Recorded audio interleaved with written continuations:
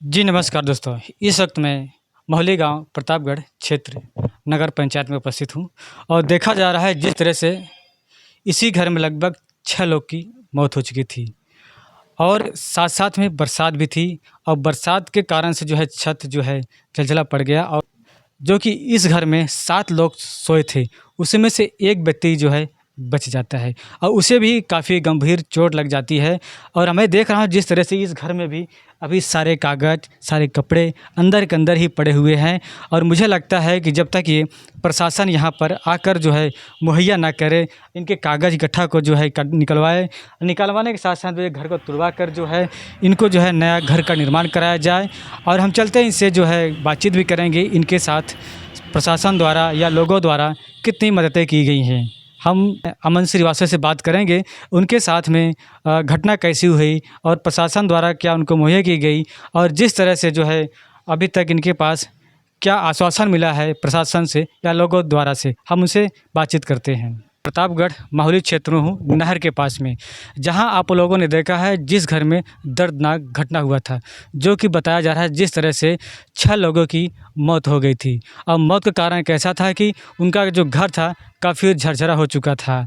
और मुझे ये भी लगता है कि जहाँ तक देखा जाए नियम अनुसार या तो हो सकता है उनको कॉलोनी की आवेदन किए रहेंगे या कुछ गरीबी हालत रही होगी, उससे ही कारण से हो सकता है। आज उनके परिवार के मैं बीच में बैठा हूँ, जो प्रमोद श्रीवास्तव जी हैं, उनकी पूरा ख़ानदान ही जो है एक्सपायर हो गया है, तो उनके बेटे हैं, तो उनसे हम बातचीत करते हैं इनके साथ कैसे घटना हुई और इस घर में कब से रह रहे थे। भैया, आपके दुखद घड़ी में आज हम भी उपस्थित हैं, आपके दुखद में, तो क्या थोड़ा आप हमें मौका दीजिए आपकी जो दुखद घड़ी की जिस तरह से आपकी घटी हुई है, तो ये जानना चाहते हैं कि आपका ये जो घर था कब से रह रहे थे और कैसे गिरा? हम लोग जो है इस घर में 2018 से रह रहे थे। तो पहले तो मैं और मम्मी ही आए थे मुंबई से। हमारा पूरा परिवार पहले मुंबई में ही रहता था, सब वहीं काम मतलब पापा कमाते थे, हम लोग तो पढ़ाई लिखाई करते थे। तो वहाँ से मम्मी और मैं यहाँ आए थे 2018 में, सन 2018 में आ चुके थे यहाँ पे, यहीं रहते थे। और धीरे धीरे हम लोग मतलब रहना तो 2018 से ही है और अभी तक रह रहे हैं। और एक बार या 2 बार शायद से आवाज़ भी अपलोड हम आवेदन पत्र किए थे, तो हमारी मम्मी का फ़ोटो तक हुआ था। फ़ोटो होने के बाद भी हमको आवाज़ की प्राप्ति नहीं हुई और उसके बावजूद भी अभी ये 2.0 वाला जो आवाज़ है, इसका भी आवेदन हम लोग ने किया था। तो इसमें भी फ़ोटो हो चुकी थी, लेकिन इसका पैसा हम सुने कि 1 महीने में आने वाला है, लेकिन 1 महीना नहीं, करीबन 2 महीने से ज़्यादा हो गया, लेकिन पैसा हमारे अकाउंट में 1 रुपये तक नहीं आया। अच्छा, ये बताइए जिस तरह से आप लोगों के घर में जो गिरा था, उसमें कितने लोग ख़त्म हुए थे? उसमें कौन-कौन थे ख़त्म हुए थे? क्या नाम था? उसमें कुल 6 लोग ख़त्म हुए थे और 7वां तो मैं था। आप भी उसमें दब गए थे कि नहीं? हाँ, हमारा ये पूरा बॉडी दबा था, खाली एक हाथ और एक सर बाहर था बस। आपका क्या नाम है? अमन श्रीवास्तव। देखिए, ये अमन श्रीवास्तव हैं। देखिए इनके पैर में भी देखो काफ़ी चोटें आई हैं और देखिए पैर में अभी देख पूरा दाग लगा हुआ है। देखिए, ये देखिए अभी भी दाग लगा हुआ है। तो ये क्या कहेंगे जिस तरह से अभी जो यहाँ के लोग थे, यहाँ शासन, प्रशासन, नेता, विधायक ने आपको क्या आश्वासन देकर गए हैं? देखिए, नेता विधायक जो हैं सभी यार के खाली यही बोल रहे हैं कि हमसे जो भी हो पाएगा हम तुम्हारे लिए करेंगे। सभी आश्वासन दे रहे हैं, लेकिन अब देखिए कब तक क्या होता है, कुछ पता तो नहीं चलेगा फ़िलहाल अभी हमको। और घर में हमारे 6 परिजन थे, जिसमें से एक पापा थे प्रमोद श्रीवास्तव जी, मम्मी थी रीता देवी, छोटा भाई था नितिन श्रीवास्तव, 24 साल का था वो, और हमारी वाइफ़ थी माधुरी श्रीवास्तव, उनकी उम्र 23 साल थी। आपके बच्चे कितने थे? हमारे 2 छोटे-छोटे बच्चे थे, एक 5 महीने का, एक 1.5 साल का था। तो आपके दोनों बच्चे एक्सपायर हो गए? एक ही? दोनों बच्चे एक्सपायर हो गए। एक का नाम था, छोटे वाले का नाम था आद्विक, बड़े वाले का नाम था सात्विक। तो देखिए जिस तरह इनके 2 बच्चे थे, एक नई जीवन जो शुरुआत हुई बच्चे की और कुदरत ने चाहा नहीं कि इन बच्चों को जो है हम जीवन जीने का मौका दें। आज उसी घड़ी में उनके दुखद में मैं हूँ। तो क्या कहेंगे जिस तरह से अभी जो है भारत सरकार से अब तक कितनी मुहैया आपको मिली हुई है? ब्रिजेश शर्मा जी एक थे, यहीं कड़वारा के नेता होता कुछ हैं, 5100 रुपये वो दिए थे। और कल राजू नामक एक व्यक्ति थे, रानीगंज क्षेत्र के व्यापारी मंडल के कुछ थे। उन्होंने 11,000 रुपये की राशि दी थी। और यहाँ क्या नाम है, सदर के एक निर्दलीय पार्टी के थे ओम प्रकाश जी, उन्होंने 10,000 रुपये दिए थे। और हमारे विधायक जी जो हैं वहाँ पे मतलब क्रियाक्रम का खर्चा देखे थे। और हमारे जो गोकुल मामा हैं वो तो समझ लीजिए हमारे बाप बन कर के हमारे पीछे मतलब पूरे क्रियाक्रम में हमारा हाथ पकड़ करके पूरा क्रियाक्रम करवाए थे हमारे गोकुल मामा जी। सबसे ज़्यादा आभारी मैं गोकुल मामा जी का हूँ, जो मतलब कोई नहीं था उस समय, लेकिन गोकुल मामा हमारे साथ थे हर जगह, हर कार्य में हमारी मदद की है गोकुल मामा ने। अच्छा, ये गोकुल मामा कौन है? गोकुल मामा जैसे कि हमारे परिवार वाले सभी उनको मामा मामा कहते हैं, तो हम लोग को पता नहीं है कि उनको क्या बुलाएं, तो हम भी लोग उनको मामा ही बोलते हैं। अच्छा, तो बताइए, अभी आपका घर गिरा तो उसमें जो गवर्नमेंट द्वारा जो जो आपको जो मिलता है सहयोग, उसका कितना मिला है आपको? गवर्नमेंट में जो है डीएम साहब हैं जो हमारे, उन्होंने बताया कि 26,20,000 तो इनको दिया जाएगा, तुरंत तत्काल दिया जाएगा। जो कि अभी तक हमको 26,20,000 तो नहीं, लेकिन 25,20,000 रुपये हमारे अकाउंट में आया है, दिखा रहा है। तो देखिए, ये जिस तरह से ये दर्दनाक घटना को लगभग देखा जाए कि इस तरह घटना में जो है डीएम साहब ने इनको जो है आश्वासन के लिए, जो इनकी प्रगति के लिए जो है इनको थोड़ा बहुत मुहैया कराए हैं। और देखिए जिस तरह से 6 लोग की इनकी दर्दनाक घटना हुई है। अच्छा, ये भी बताइए, मैंने एक बार सुना था कि आप कोई ज़मीन कोई बेचे थे, या सत्य है गलत है कि आपके पास बहुत पैसा है? ऐसा मैंने सुना है किसी के बीचों में। अरे ज़मीन यही वाली बेचे थे 20 लाख रुपए की, लेकिन आप लोग अफवाह उड़ा दें कि 75 लाख की बेचे हैं। वो अब किसी का मुंह है, बोलने वाले का मुंह थोड़ी ना बंद कर पाएंगे हम। आप ज़मीन 20 लाख से 20 लाख की बेचे थे, 75 लाख मीडिया ऐसे बता रही थी। हाँ, मीडिया वाले बता रहे थे, जाहिर सी बात है। अब 20 लाख रुपए की ज़मीन हम क्यों बेचे हैं, किस लिए बेचे, क्या कारण है, उसका तो किसी को नहीं पता है। हमारे भाई का, छोटे वाले भाई का, जो नितिन श्रीवास्तव था, उसका अभी हाल ही में मुंबई से ऑपरेशन करवा के लाए थे। 3.5 लाख रुपए से ज़्यादा उसमें लगा था। उसका हमारे पास पूरा एक रिपोर्ट है, बिलिंग है, सब कुछ है। मम्मी की तबीयत ख़राब थी, उनका इलाज करवाए थे।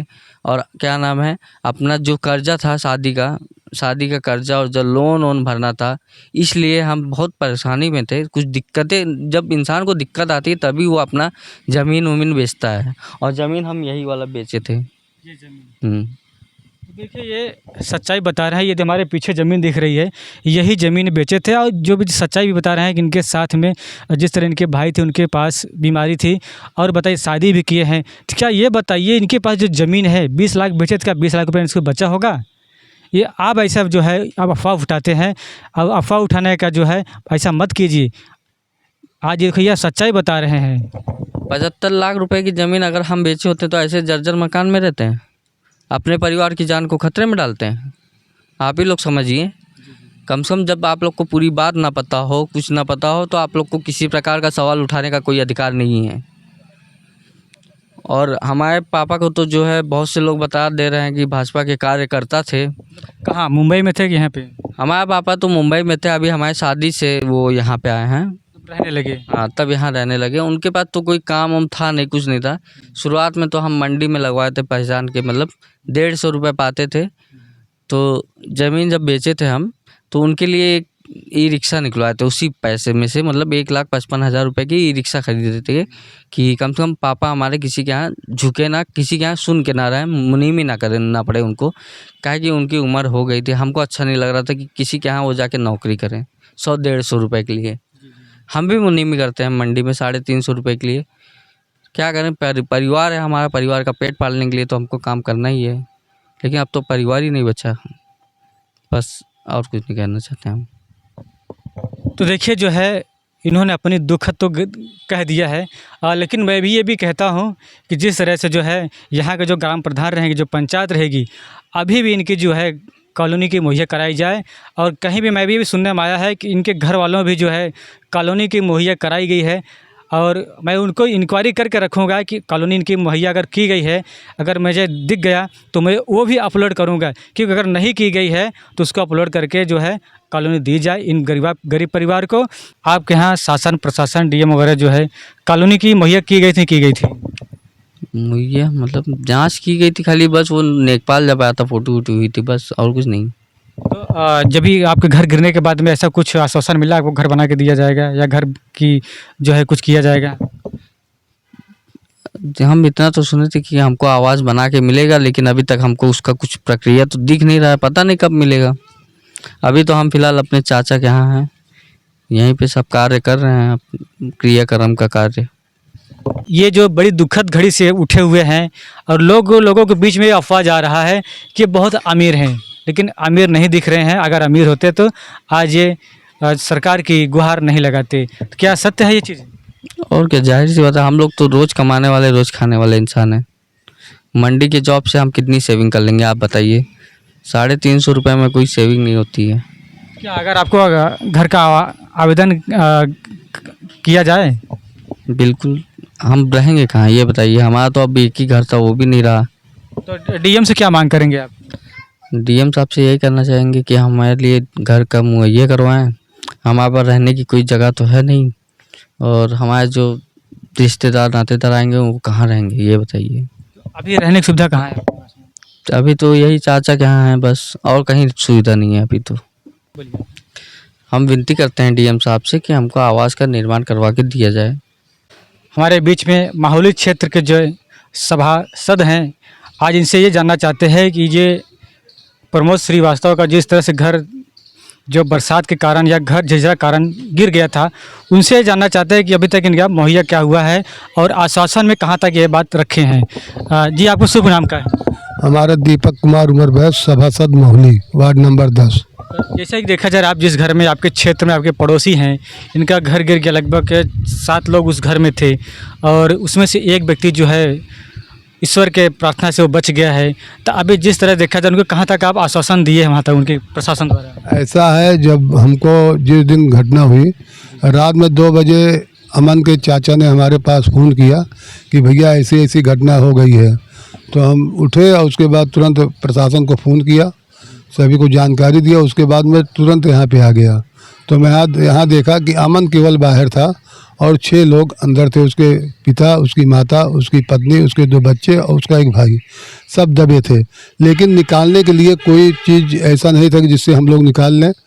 तो जो प्रशासन के लोग आए, जिसमें उसमें कोतवाल भी थे और क्या नाम है फायर ब्रिगेड वाले भी लोग थे, वो लोगों ने जुड़ के दरवाज़ा तोड़े और खिड़की तोड़े, किसी तरीके से निकाले। बड़ी मेहनत की है वो लोग। उसके बाद हम लोग ले गए यहाँ से हॉस्पिटल ले गए तो वहाँ पंच एक्सपायर हो गए थे, कोई बचा नहीं। तो उसमें वही अमन केवल बचा था, वो भी घायल था, लेकिन उसको वहाँ इलाज हुआ। उसके बाद फिर पोस्टमार्टम हुआ। उसके बाद हम लोग गए वहाँ। तो प्रशासन को उसी वक्त जानकारी होने की वजह से जिस दिन हम लोग वहाँ गए प्रयागराज, क्या नाम है, अंतिम संस्कार करने के लिए, उसी दिन इनके खाते में 26,20,000 रुपया उसी दिन आ गया था। उसके बाद से हमारी लोग की मांग है कि हमारा जो भाई है, समझ लीजिए बहुत दुखद घटना हुई, क्योंकि हमारे क्षेत्र में पहली घटना है। ऐसी घटना कभी हमारे जानकारी में नहीं हुई। मैं 58 साल का हो गया हूँ। तो सर, ये देख रहे हैं जिस तरह से ये इनके घर में दुखद घटना है प्रमोद श्रीवास्तव के लिए। अभी मैं देख रहा हूँ जिस तरह उनका घर जो पूरा झरझर हुआ है। इनके घर में कागज़ पत्रा और कपड़े भी सारे उसमें पड़े हैं, जो भी कुछ सामान भी जो पड़े रहेंगे। तो ये कब तक ये जो है प्रशासन द्वारा ये सब उनकी जो है बैरिकेड हटाई जाएगी या उनको तोड़ा जाएगा? जिला अधिकारी महोदय का आदेश है, यहाँ पे रोक लगाया गया है कि अभी इसको कोई जाने ना पाए वहाँ पे, क्योंकि बहुत जर्जर है, इसलिए इसको सील किया गया है। और जांच भी चल रही है कि कैसे घटना हुई, इसलिए इसमें भी अभी 2-4 दिन समय लगेगा।